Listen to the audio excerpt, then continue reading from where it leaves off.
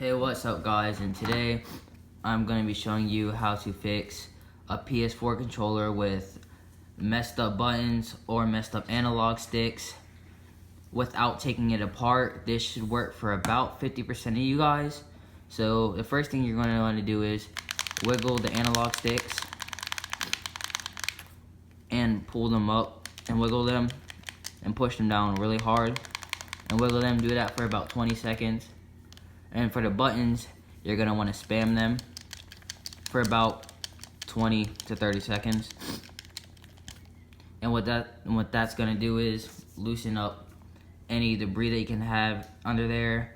Maybe you spilled Kool-Aid, or you spilled a drink on there, or you ate something and then you came and started touching everything and now it's like kind of sticky, or even hand lotion, dirt, dust, or debris.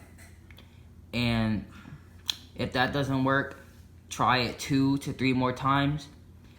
And if that doesn't work, I will be making another video on how to take the PS4 controller apart and clean it from the inside. Anyways, this should help at least 50% of you guys.